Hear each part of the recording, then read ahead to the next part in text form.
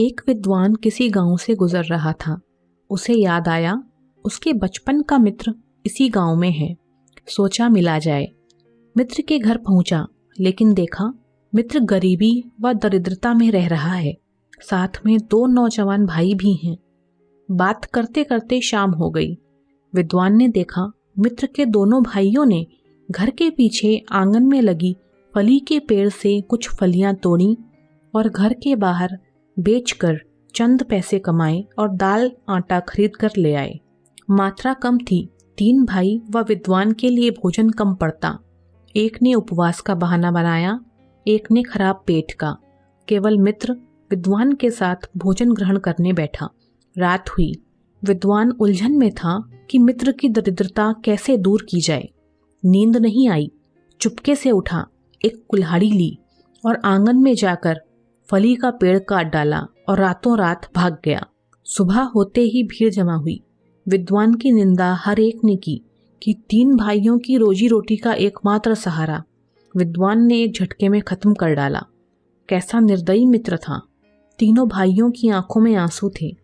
2-3 बरस बीत गए। विद्वान को फिर उसी गांव की तरफ से गुजरना था। डरते डरते उसने गांव में कदम रखा। पिटने के लिए भी तैयार था। वो धीरे से मित्र के घर के सामने पहुंचा, लेकिन वहां पर मित्र की झोपड़ी की जगह कोठी नजर आई। इतने में तीनों भाई भी बाहर आ गए। अपने विद्वान मित्र को देखते ही रोते हुए उसके पैरों पर गिर पड़े। बोले, यदि तुमने उस दिन फली का पेड़ न काटा होता तो हम आज इतने समृद्ध न हो पाते। हमने मेहनत न की होती। अब हम लोगों को समझ में आया कि तुमने उस रात फली का पेड़ क्यों काटा था। जब तक हम सहारे के सहारे रहते हैं, तब तक हम आत्मनिर्भर होकर प्रगति नहीं कर सकते। जब भी सहारा मिलता है तो हम आलस्य में दरिद्रता अपना लेते हैं।